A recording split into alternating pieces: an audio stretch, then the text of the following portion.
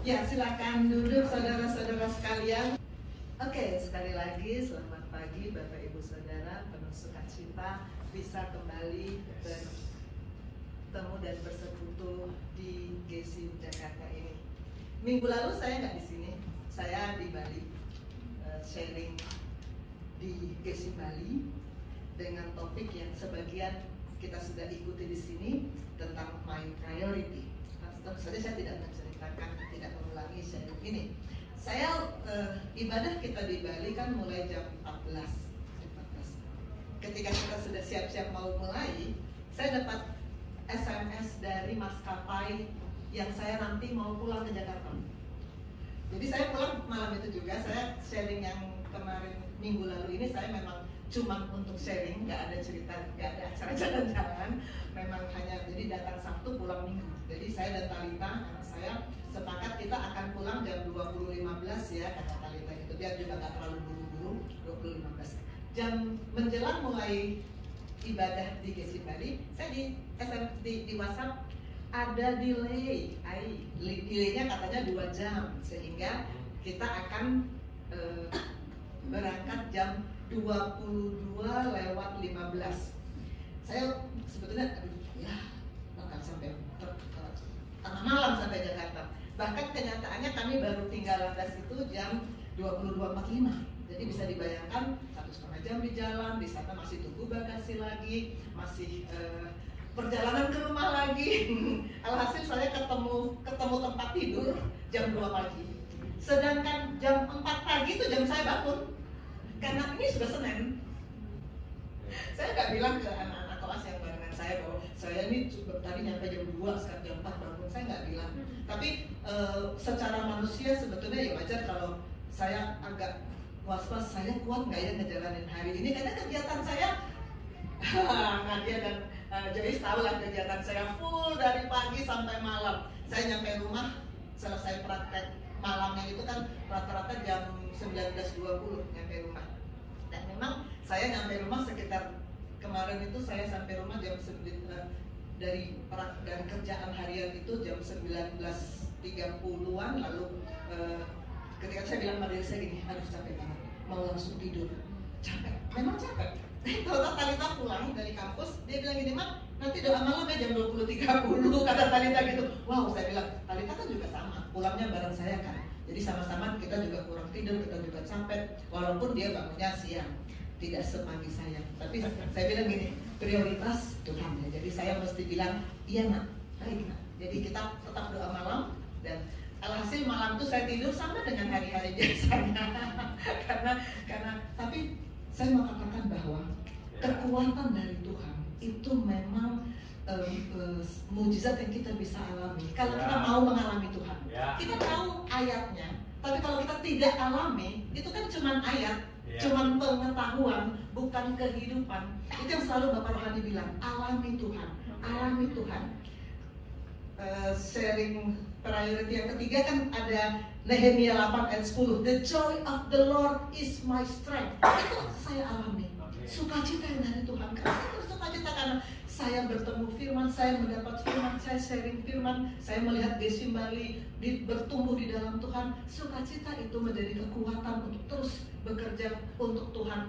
Sehingga saya berpikir gini, saya sakit nggak ya gara-gara kurang tidur, kecapean seperti ini? Saya bakal kena flu nggak ya? Ternyata tidak. Sampai sekarang saya sehat. Nggak kena flu, padahal di belakang saya di pesawat batuk-batuk, pilek-pilek terus di belakang saya banyak banget. Tapi puji Tuhan, ada masker ilahi. Amin. Puji Tuhan, saya tidak terganggu kesehatan saya tetap bisa beraktivitas. Dan saya mau katakan real, hidupi. Rasakan, alami sendiri kehidupan Tuhan, janji Tuhan, firman Tuhan. Hidupku menggenapi firman, bukan cuma lagu, tapi kita alami sendiri.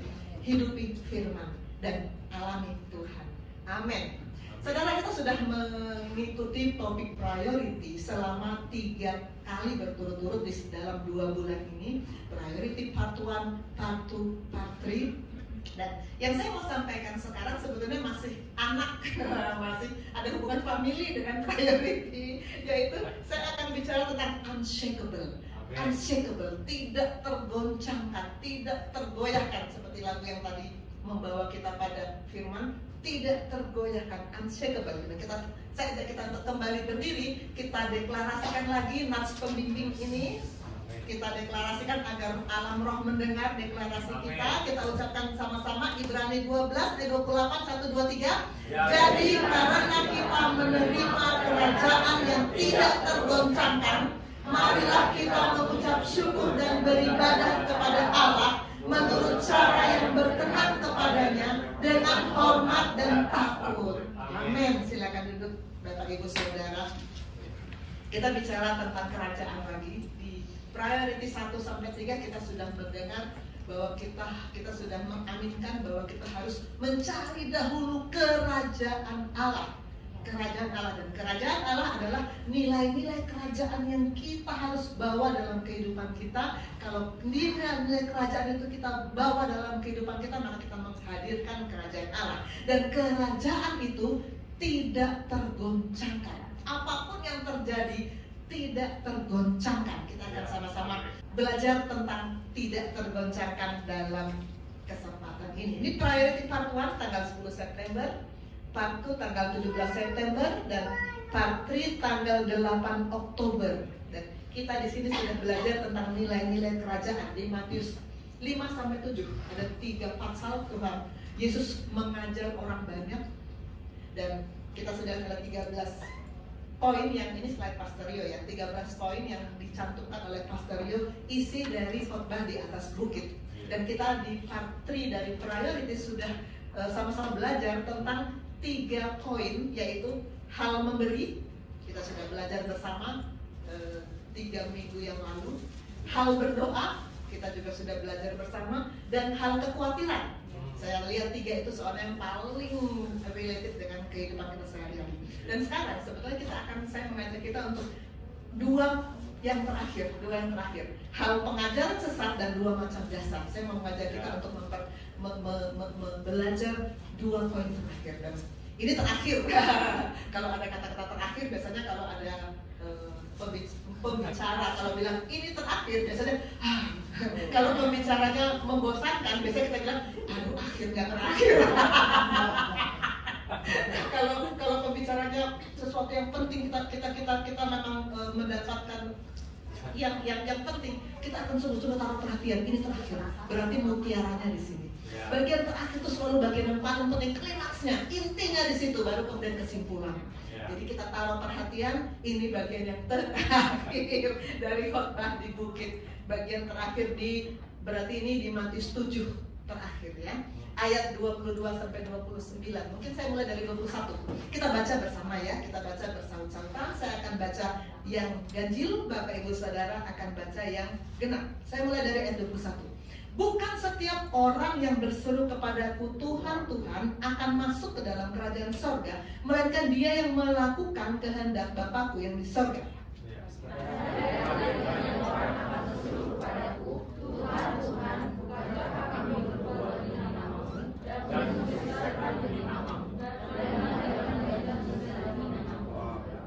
Pada waktu itulah aku akan berterus terang kepada mereka dan berkata, aku tidak pernah mengenal kamu. Enyahlah daripadaku, kamu sekalian pembuat kejahatan.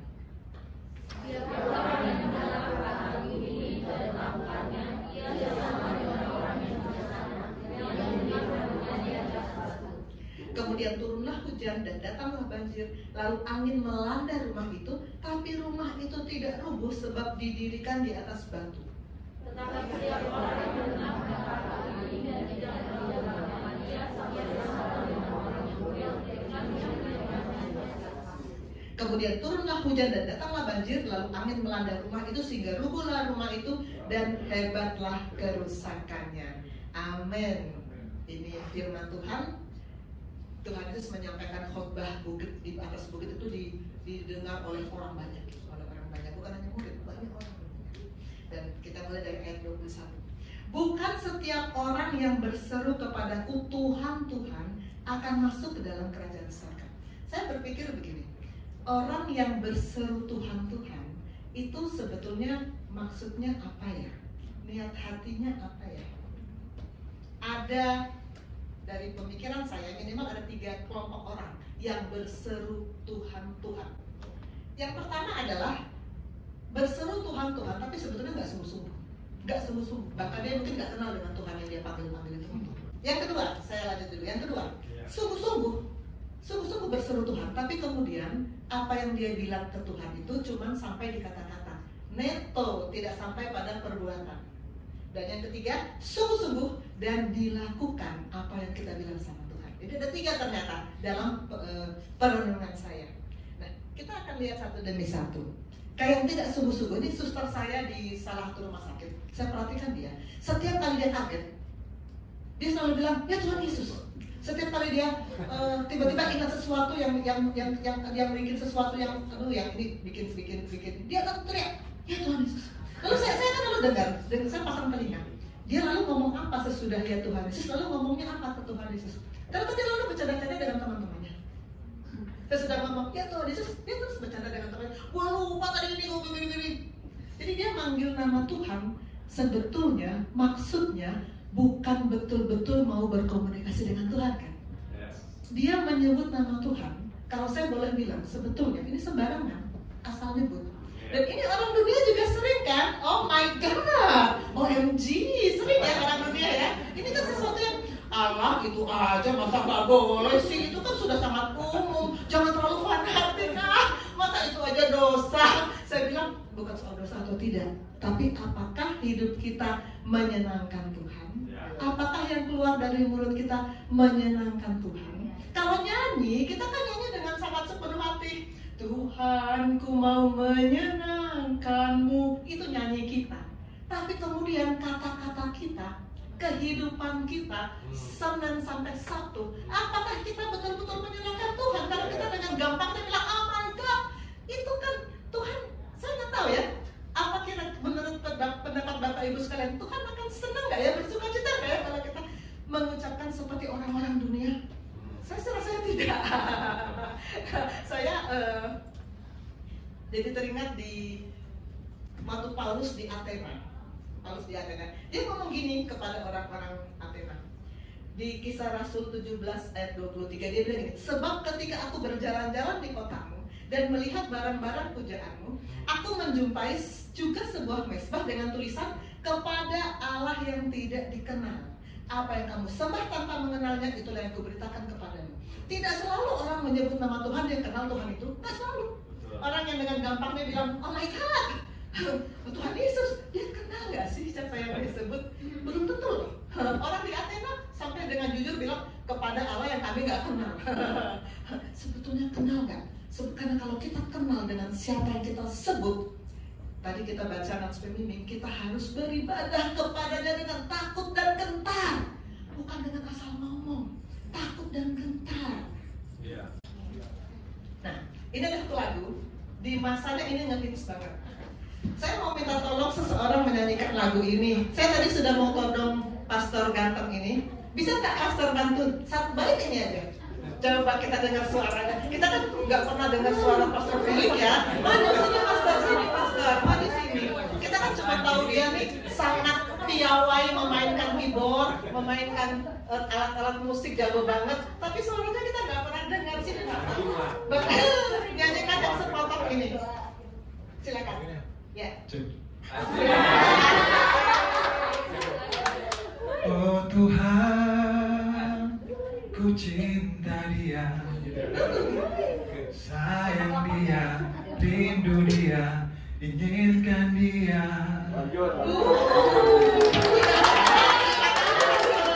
Suaranya luar biasa ya. Ketika Pastor Felix menyanyikan lagu ini, dia menyebut nama Tuhan. Apakah betul-betul bermaksud bicara sama Tuhan?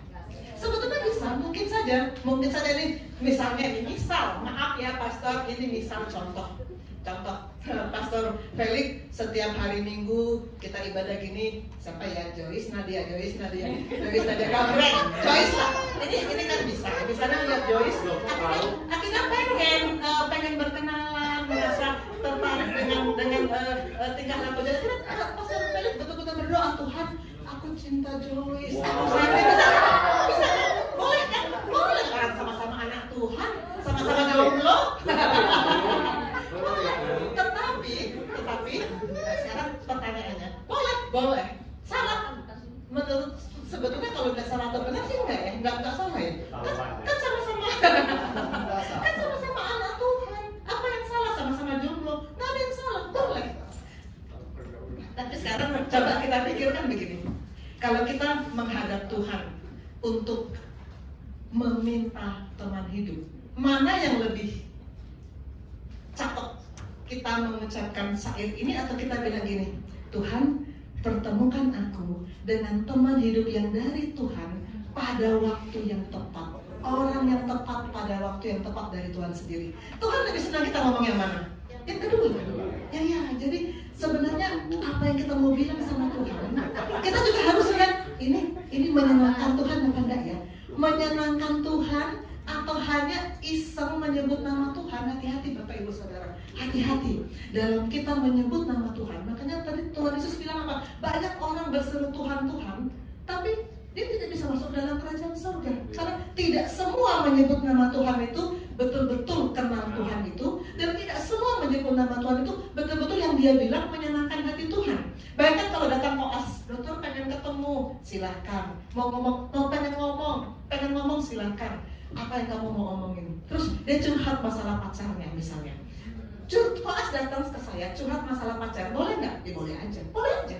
Tapi kalau ada koas lain datang ke saya curhat masalah pelajaran, saya pengen dokter lebih menjelaskan masalah ini. Kira-kira yang buat saya lebih nyaman di hati saya yang mana? Yang pelajaran kan? Karena lebih related. Masalah pacar itu kan saya bukan konsultan perkawinan. Jadi yang lebih related, yang lebih elegan gitu ya, yang lebih elegan. Kalau kita bicara sama Tuhan, dan lalu kalau kita misalnya, ini lagu kan, lalu kalau saya mau nyanyi lagu ini gimana? Misalnya saya ada acara gitu ya, disuruh nyanyi lagu ini misalnya gitu ya. Pastor Felix, saya baru dengar ini loh suara Pastor Felix, bagus banget. Misalnya ditodong nyanyi lagu ini terus gimana supaya terhindar dari menyebut nama Tuhan dengan sembarangan? Ganti aja kata-kata oh Tuhan dengan apa? Oh mama, kan bisa. Oh mama, kan bisa.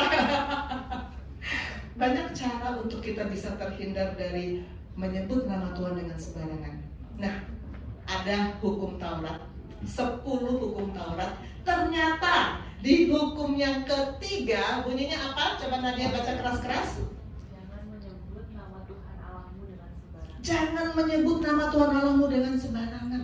Saya nggak mau menghakimi dari kita menyebut oh my God, oh Tuhan Yesus apa segala, oh Tuhan apa segala, mana yang dosa atau tidak dosa. Saya nggak mau menghakimi. Tetapi kita melihat hukum Taurat bilang begini, dan kita mau katakan, kita mau mengkoreksi gini, ini menyenangkan Tuhan apa enggak? Itu yang lebih penting, menyenangkan Tuhan atau tidak. Maka Tuhan bilang, bukan setiap orang yang berseru kepadaku Tuhan, Tuhan akan masuk ke dalam kerajaan surga. Jangan sembarangan menyebut nama Tuhan. Sebelum saya dimuridkan di sini, saya juga seperti umumnya orang tidak jarang mengucapkan oh my God, nggak jarang. Tapi sekarang saya betul-betul melatih mulut saya, bibir saya untuk tidak mengucapkan nama Tuhan dengan sembarangan. Memilih lagu, jangan sampai mengucapkan nama Tuhan dengan sembarangan di lagu. Kalau kamu ganti syairnya, supaya kita tidak mengucapkan nama Tuhan dengan sembarangan. Berseru Tuhan, pertama tidak sungguh-sungguh, tidak kenal dengan Tuhan, tapi berseru-seru aja. Kedua, sungguh-sungguh sih, tapi neto. Di sharing saya yang apa ya, what next ada slide tentang jangan neto sama Tuhan. Jangan neto sama Tuhan, karena sebetulnya apa yang kita bilang, apa yang kita deklarasikan. Tadi kita kan berdiri mendeklarasikan kita harus beribadah dengan takut dan gentar. Itu deklarasi kita. Itu bukan berhenti sampai di situ. Sorga mendengar deklarasi kita, lalu sepanjang Senin sampai Sabtu sorga menunggu realisasinya mana. itu bukan cuma sekedar kata-kata, tapi sorga menunggu realisasi. Dan kalau cuma neto, maka no action talk only, maka sorga bilang apa? Ya ngomong doang. Gak seru lah ngomong doang. Ini lagu kami nyanyikan di Gesim Bali dalam ibadah kemarin. Saya panggil Swesti, mana Swesti, singer kita. Kali ini saya mengundang murid-murid saya bukan untuk bersaksi tapi untuk nyanyi. Coba Swesti nyanyikan sepotong ini. Kaulah segalanya di dalam hidupku, kerajaanmu, kebenaranmu, itu bagianku. Kita sering kadang lagu ini lagu yang sangat terkenal waktu kemarin ibadah di Gesim Bali. Ini lagu pembawa masuk ke firman. Kita menyanyikan lagu ini dengan sungguh-sungguh. Ketika Swesti nyanyi, ketika Pastor Felix menyanyi, kita kan dengar, aduh suaranya bagus ya. Yang dicatat oleh malaikat di surga, apakah suaranya yang bagus? Yang dipuji oleh malaikat di surga, apakah suaranya yang bagus? Oh enggak, karena suaranya kasih Tuhan kok. Yang dipuji yang menciptakan mereka ya, yang dipuji yang menciptakan Pastor Felix, yang menciptakan Swesti, yang dipuji karena mereka yang menciptakan dengan suara yang bagus. Tapi apa yang dinilai oleh malaikat di surga? Kalau kita bilang ini sama Tuhan, ini kan lagu diawali dengan Kau Bapa yang mengasihiku, kita ngomong ke Tuhan. Lalu kita bilang Kaulah segalanya, maka malaikat di surga menunggu dalam Senin sampai Sabtu, apakah betul hidup kita mengekspresikan bahwa Allah, Jesus adalah segalanya dalam hidup kita. Apakah, ini kembali pada topik priority. Carilah dahulu kerajaan Allah, karena di lagu ini juga dikatakan kerajaanmu, kebenaranmu, itu bagianku. Kalau kita bilang begitu, apakah dalam kehidupan kita betul-betul kita menghadirkan kerajaan Allah? Apakah betul-betul nilai kerajaan itu kita hadirkan? Karena kita ngomong sama Tuhan loh. Apakah betul-betul kebenaran itu, firman itu tiap-tiap hari datang dan kita lakukan? Karena ini omongan kita ke Tuhan, omong kita ke Tuhan itu harus sungguh-sungguh, karena Tuhan selalu sungguh-sungguh dengan kita. Tuhan gak pernah main-main dengan kita. Karena itu Tuhan juga tidak mau kalau kita main-main dengan apa yang kita sampaikan kepada Dia. Terima kasih Swasti, silakan kembali ke tempat. Karena itu Tuhan mau apa yang kita ucapkan hari ini, nyanyi hari ini, deklarasikan hari ini, bukan cuma berhenti di 2 jam di ibadah ini, tetapi dalam hidup kita Senin, Selasa, Rabu, Kamis, Jumat, Sabtu juga tetap menjadi kehidupan kita. Kalau kemudian besok kembali kebiasaan bohong putih muncul lagi, sebetulnya enggak, tapi kita bilang iya, biar dia nggak sakit hati. Oh kan cuma gitu aja kok, biar dia senang, nggak apa-apa, bilang aja iya, walaupun enggak. Itu bohong putih ya. Memaki, mengucapkan kata-kata. Ada Arya dulu punya kebiasaan memaki dulu.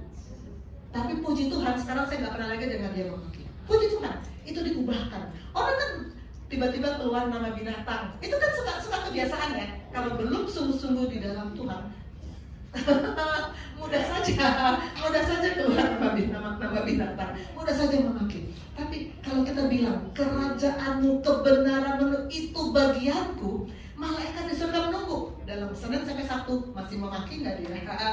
Masih ada nggak menyebut nama Tuhan dengan sembarangan? Masih ada nggak? Karena surga, Matius 25 ayat 21, maka kata tuannya itu kepadanya, baik sekali perbuatanmu itu, hai hambaku yang baik dan setia. Engkau telah setia dalam perkara kecil, aku akan memberikan kepadamu tanggung jawab dalam perkara yang besar. Masuklah, turutlah dalam kebahagiaan Tuhanmu.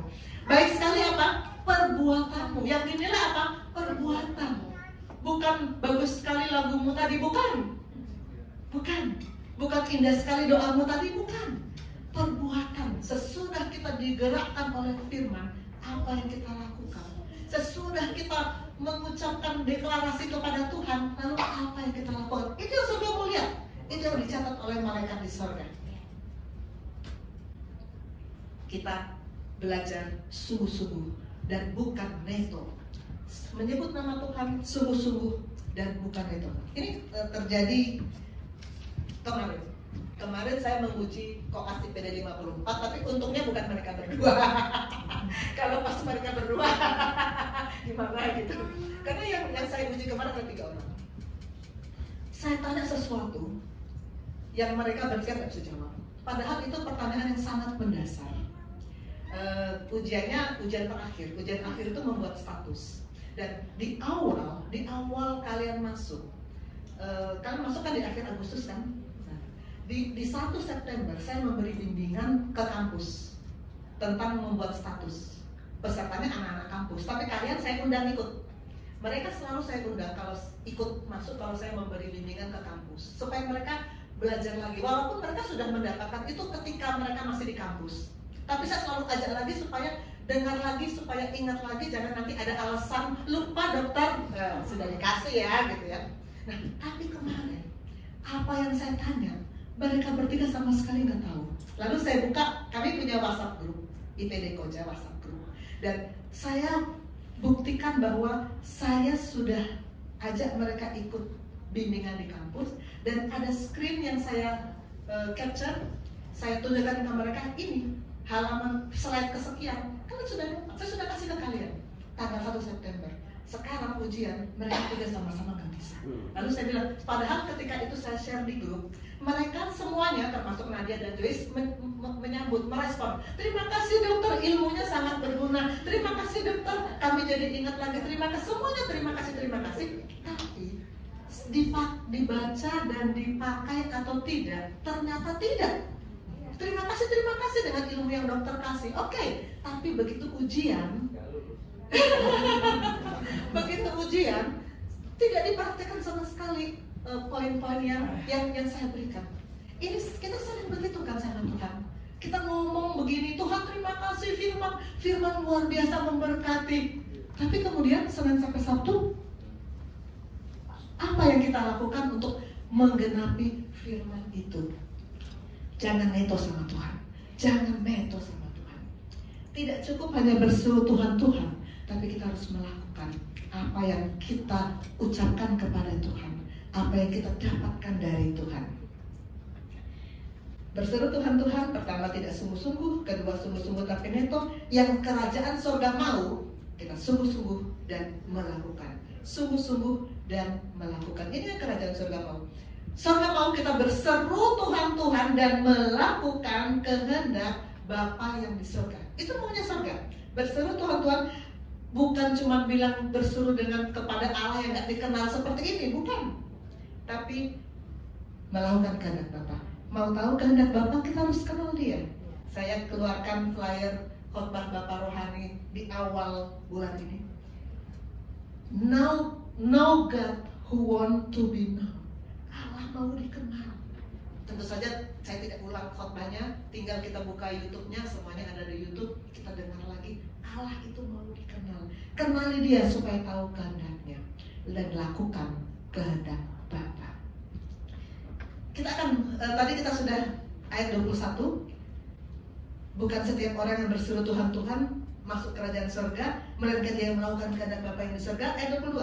Pada hari terakhir banyak orang akan berseru kepadaku, Tuhan, bukankah kami bernubuat demi namamu, mengusir setan demi namamu, mengadakan banyak mujizat demi namamu juga. Banyak orang berseru begini sama Tuhan. Tuhan, aku kan WL, aku kan asyar, aku kan pendeta, pastor, aku berkhotbah, aku kan bersaksi, aku kan main musik di gereja, bahkan mengadakan mujizat loh demi nama Tuhan. Berarti luar biasa kan? Pendeta-pendeta yang sangat diurapi yang bisa bikin mujizat. Tuhan bilang apa? Aku tidak pernah mengenal kamu. Enyahlah daripadaku kamu sekalian pembuat kejahatan. Kenapa disebut pembuat kejahatan? Kenapa Tuhan bilang pembuat kejahatan? Seperti apa yang Tuhan bilang pembuat kejahatan? Menggunakan fasilitas dari Tuhan, tapi tidak menghargai otoritas Tuhan. Ingat di priority part kedua ya, tentang fasilitas dan otoritas. Kita Tuhan kasih fasilitas, Tuhan kasih berkat, Tuhan kasih talenta, Tuhan kasih apa yang kita butuhkan, tapi kita gunakan itu bukan untuk dikembalikan kepada Tuhan, bukan di bawah otoritas Tuhan. Kita gunakan itu untuk otoritas kita sendiri. Maka Tuhan bilang, enyahlah kamu pembuat kejahatan. Tuhan tidak mau kita menikmati fasilitas dari Tuhan, tapi mengabaikan otoritas Tuhan. Ini kan persis seperti si setan, si iblis. Dia menggunakan fasilitas yang Tuhan Tuhan kan pencipta bumi dan alam semesta. Iblis menggunakan fasilitas yang Tuhan ciptakan, tetapi dia tidak pernah menghargai otoritas Tuhan. Maka orang yang seperti ini Tuhan bilang apa? Pembuat kejahatan. Pembuat kejahatan. Fasilitas Tuhan berikan untuk kita menaklukkannya di bawah otoritas Tuhan dan melakukan apa yang Tuhan perintahkan. Amin. Ayat 24, kita lanjut. Setiap orang yang mendengar perkataanku ini dan melakukannya, ia sama dengan orang yang bijaksana yang mendirikan rumahnya di atas batu. Kemudian turunlah hujan dan datanglah banjir, lalu angin melanda rumah itu, tapi rumah itu tidak rubuh sebab didirikan di atas batu.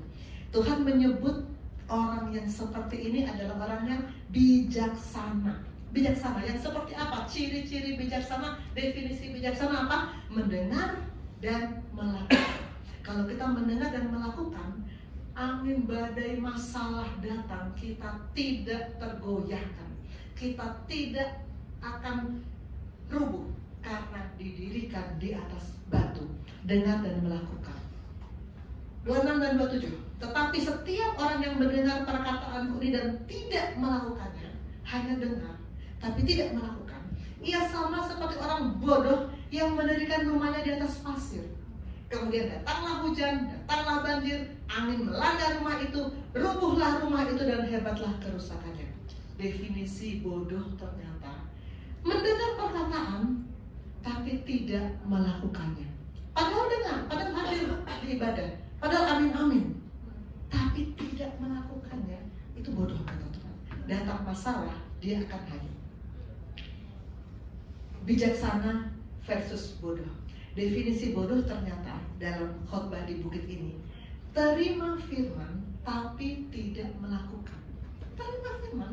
Ini kalau kita lihat manusia di dunia ini terbagi dua. Ada sekelompok orang dunia, sekelompok besar, ada sekelompok kecil. Kita kan bukan dari dunia. Sekelompok kecil yang bukan dari dunia. Orang dunia tidak pernah terima firman, tidak terhubung. Tidak terima firman, tidak terhubung. Orang yang bukan dari dunia, kita anak-anak Allah terhubung dengan Allah, kita terima firman. Terima firman ternyata ada dua lagi, dibagi dua, yang bijaksana dan yang bodoh. Terima firman tapi tidak melakukan, Tuhan Yesus katakan bodoh. Ada dua kelompok, yang bijaksana, bodoh, dan yang bodoh. Sama-sama mendengar firman, sama-sama amin-amin, sama-sama aku diberkati. Kalau komsel, saya diberkati oleh khotbah pastor itu. Kalau komsel begitu, sama-sama terima firman, sama-sama ikut komsel, sama-sama memulai hari dengan firman. Dr. Susan tiap pagi kan kirim firman, kita semuanya harus mulai dengan firman. Ternyata sama-sama mulai hari dengan firman, sama-sama kasih waktu untuk makan bersama-sama dengan Tuhan. Wahyu 3 ayat 20. Sama-sama punya waktu untuk Tuhan, tapi ternyata respon dalam hidup sehari-hari bisa berbeda. Siapa yang betul-betul memberlakukan firman, itu yang Tuhan bilang bijaksana. Dan kalau kita termasuk kelompok orang yang bijaksana, apapun masalah yang datang, kita akan tetap unshakable, tidak tergoyahkan. Apapun masalah yang datang, tidak tergoyahkan. Aduh, hari ini saya nggak bisa berdoa, saya banyak sekali masalah. Saya sering sekali dengar orang bilang begitu. Saya nggak bisa ke gereja, saya lagi susah. Saya sering dengar orang begitu. Itu goyah dong. Itu berarti termasuk orang yang firman bilang bodoh. Kalau ada masalah tergoyahkan, itu bodoh. Kita harus unshakable.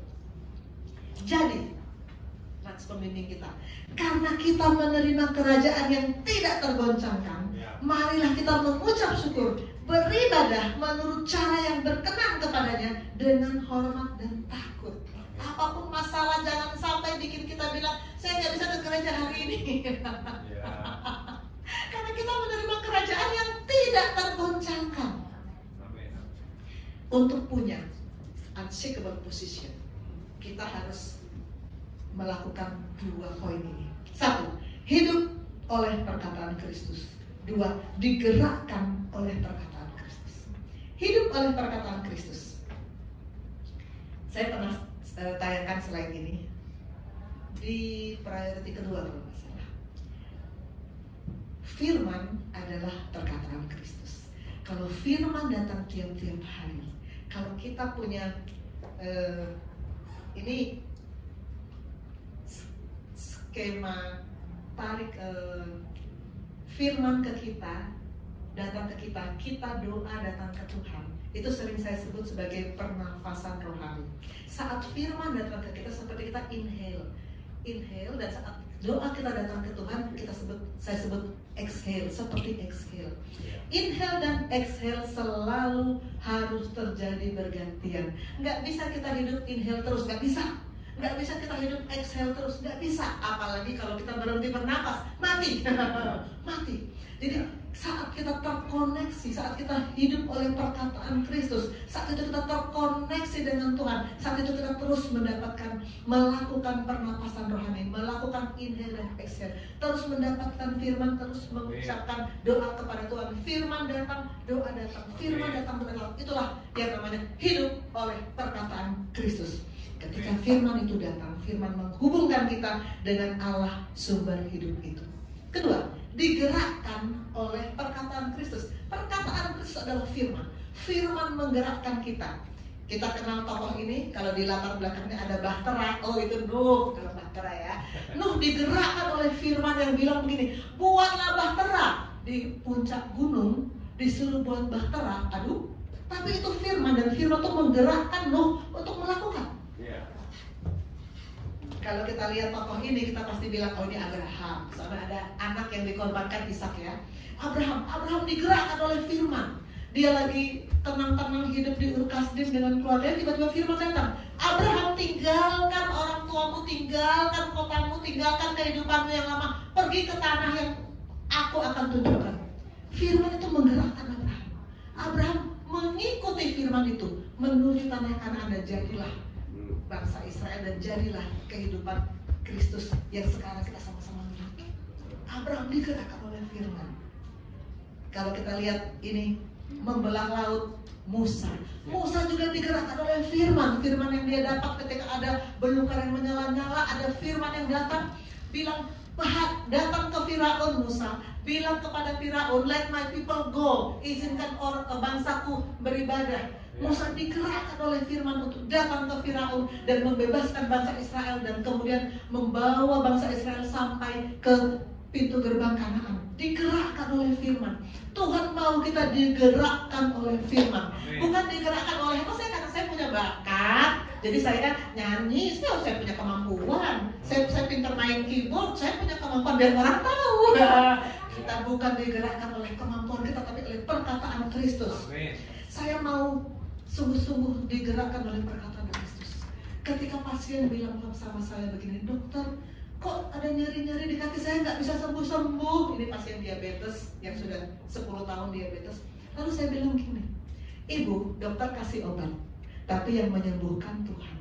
Supaya ibu dapat kesembuhan dari Tuhan, ingat di Matius 6 ayat 33, cari dahulu kerajaan Allah, kebenarannya, maka semua akan ditambahkan, termasuk kesembuhan.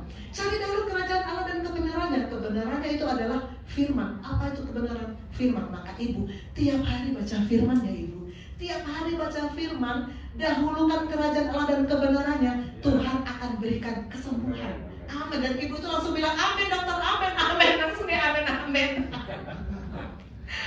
Waktu saya datang ke pasien bersama dengan Joyce dan Nadia, ada seorang pasien bilang ini ke saya, dokter, saya nggak pernah baca Alkitab, nggak pernah berdoa.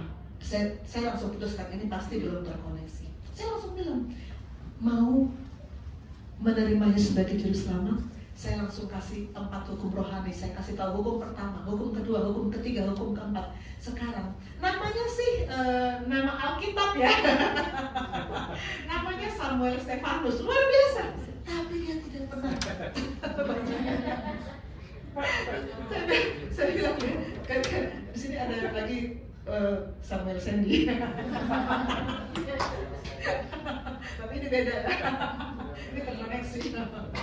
Ya, saya langsung bilang ke dia, saya langsung tantang dia, mau terima Tuhan Yesus. Kalau saya ketemu dengan pasien yang saya layani, dia bilang, saya menangkap isyarat bahwa dia belum terkoneksi, saya langsung tantang.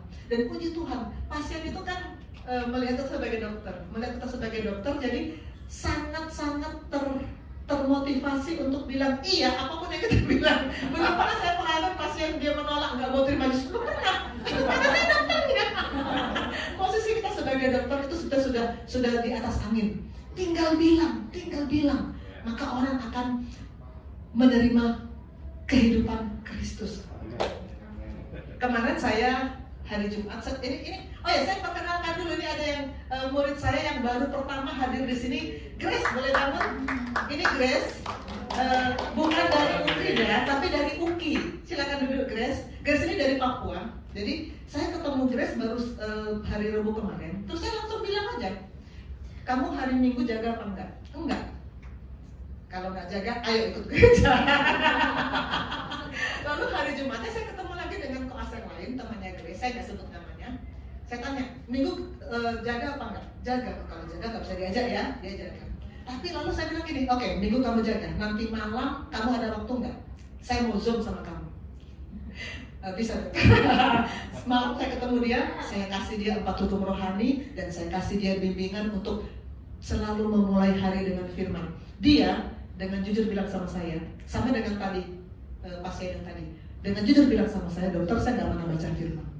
Padahal nama yang ada di Alkitab, nama dia nama yang diambil dari Alkitab, tapi dia nggak pernah baca firman. Saya nggak sebut nama. Tapi karena itu saya bilang, begitu penting kita digerakkan oleh perkataan Kristus. Karena begitu banyak yang kita bisa lakukan untuk kerajaan surga. Memberi untuk pekerjaan Tuhan. Ini juga saya digerakkan oleh perkataan Kristus. Memberi untuk pekerjaan Tuhan. Saya sangat bersukacita untuk setiap yang saya bisa beri untuk pekerjaan Tuhan. Karena saya digerakkan oleh perkataan Kristus. Amin. Digerakkan oleh perkataan Kristus akan membuat kita berada pada unshakable position. Hidup oleh perkataan Kristus, digerakkan oleh perkataan Kristus, dan itu yang Tuhan golongkan bijaksana. Dan kita akan unshakable. Saya mau kasih satu ilustrasi. Ini sudah mau selesai ya. Merasa sudah gerah. Aduh lama amat cepat banyak. Ini sudah mau mendekati akhir. Nah, tapi ini adalah ilustrasi yang tentang unshakable. Yang saya sebetulnya kalau nggak salah pernah dibawakan, kalau nggak salah Pastorio 1 atau 2 tahun yang lalu dari Habakuk. Kita baca sama-sama, kita ikuti sama-sama supaya kita tahu seperti apa unshakable itu. Saya akan baca yang genap, Bapak Ibu Saudara akan baca yang ganjil. Habakuk 3, 16-19. Ketika aku mendengarnya, gemetarlah hatiku. Mendengar bunyinya, menggigillah bibirku. Tulang-tulangku seakan-akan kemasukan sengal. Aku gemetar di tempat aku berdiri. Namun dengan tenang akan ku nantikan hari kesusahan yang akan mendatangi bangsa yang bergerombolan menyerang kami.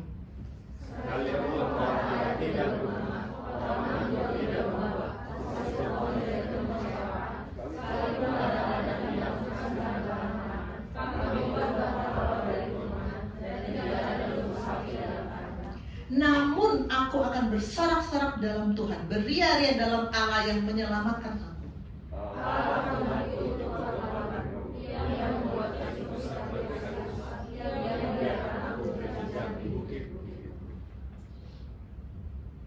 Ini Habakuk.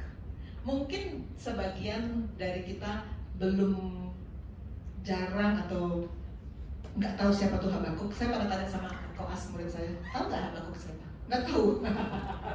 Karena di perjanjian lama yang paling sering dibuka kan Mazmur gitu ya, Amsal, mungkin Kejadian, mungkin Samuel. Tapi nabi-nabi kecil memang jarang kan dibahas. Jadi banyak yang nggak kenal Habakuk itu siapa. Habakuk ini nabi yang melayani pada masa sulit. Apa yang dimaksud dengan masa sulit? Habakuk hidup di sekitar 600 sebelum Masehi, dan itu saat sebelum kerajaan Yehuda dibuang ke Babel. Ini saya pernah tayangkan skema ini, saya tayang lagi. Ini kerajaan Israel. Raja pertama Saul, tapi Saul gak lama ya. Saul gak berkenan sama Tuhan, kemudian digantikan oleh Daud. Daud berkenan kepada Tuhan, dan Tuhan bilang keturunan Daud akan terus memimpin kerajaan Israel. Tapi kemudian sesudah Salomo kerajaan Israel pecah kan, Israel Utara dan Israel Selatan. Yang tetap dipegang oleh Daud dan keturunannya itu Israel Selatan. Nah, di Israel Selatan inilah akhirnya terakhir di sini Raja Yoyakin. Raja Yoyakin ini adalah raja terakhir di Israel Selatan sebelum pembuangan. Jadi disinilah kemudian Babel akan datang menyerang, menawan, mengangkut seluruh bangsa Israel, Yehuda lebih tepatnya, Yerusalem ke Babelonia sebagai tawanan. Kenapa ini terjadi? Tentu saja karena dosa. Karena bangsa Israel bolak-balik menyembah berhala, bolak-balik menyembah berhala.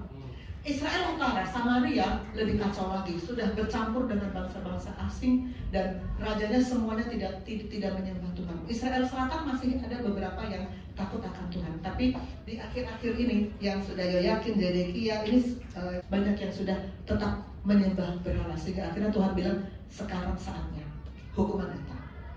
Habakuk, kalau kita baca Habakuk 1 dan 2, itu dia ketika dia mendengar akan datang hukuman Tuhan, bangsa Babel akan datang ke Yerusalem, menyerang, menawan mereka, dan mereka dibawa semuanya ke Babilonia.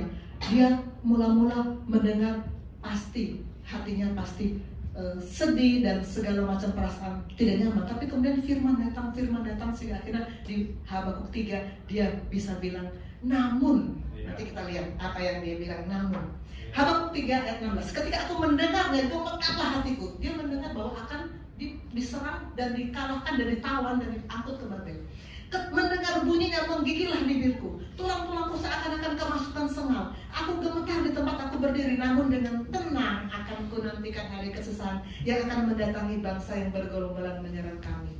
Ini saya kasih ilustrasi peta Yerusalem yang dilingkari ini, Yerusalem, dan ini Babel. Sebagai perbandingan, ketika Musa membawa Israel dari Mesir ke Kanaan, kan Mesir di sini nih, Kanaan di sini, segini doang. Tapi mereka dibuang ke Babel, jauh. Dan jangan berkhayal mereka ke sana naik pesawat ya. Mereka bangsa tawanan. Dan ini 600 sebelum Masehi, jalan kaki. Dan mereka sebagai tawanan. Dan di sana mereka akan jadi budak. Berapa lama mereka dibuang di sini? Pastor Jerry dan Pastor Chandra nggak boleh jawab. Yang boleh jawab Koas. Berapa lama mereka dibuang di Babel? Ada yang bisa jawab? 70 tahun. 70 tahun mereka dibuang di Babel. Baru kemudian kembali nanti bersama dengan Nehemia dan Imam Ezra dan kelompok sisa Israel. Ini yang sedang terjadi, dan ini yang Habakuk waktu mendengar kami mau diangkut ke Babel, dia gemetar. Tetapi dia bilang, namun disinilah kuncinya yang tidak tergoncangkan.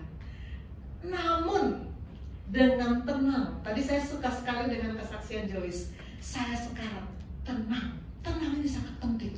Dengan tenang ku nantikan hari kesusahan. Tahu akan terjadi, tapi aku sekarang tenang karena ada Tuhan bersama-sama dengan aku.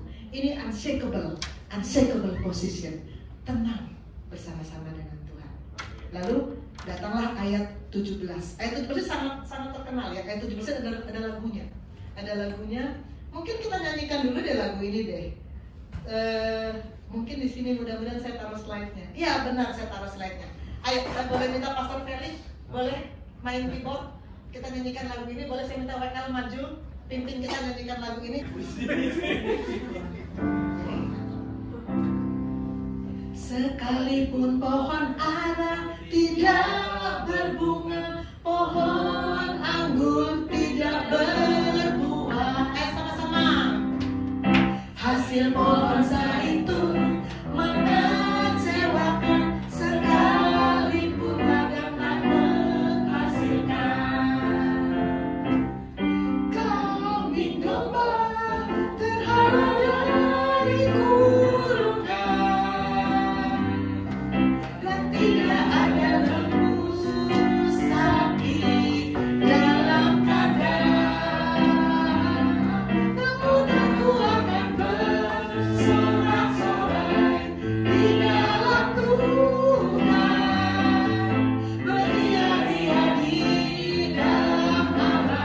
yang menyelamatkanmu. Sekali lagi dari awal. Sekalipun pohon ara tidak berbunga, pohon anggur tidak berbuah, hasil pohon zaitun mengecewakan, sekalipun ladang tak menghasilkan. Kami domba dari kurungan,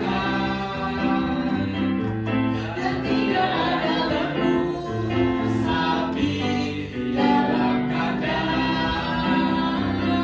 Namun aku akan bersorak-sorai di dalam Tuhan, beria-ria di dalam Allah yang menyelamatkanku. Kita lagi beria-ria, beria-ria di dalam Allah yang menyelamatkanku.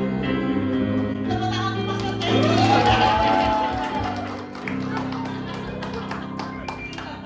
Ada kata namun.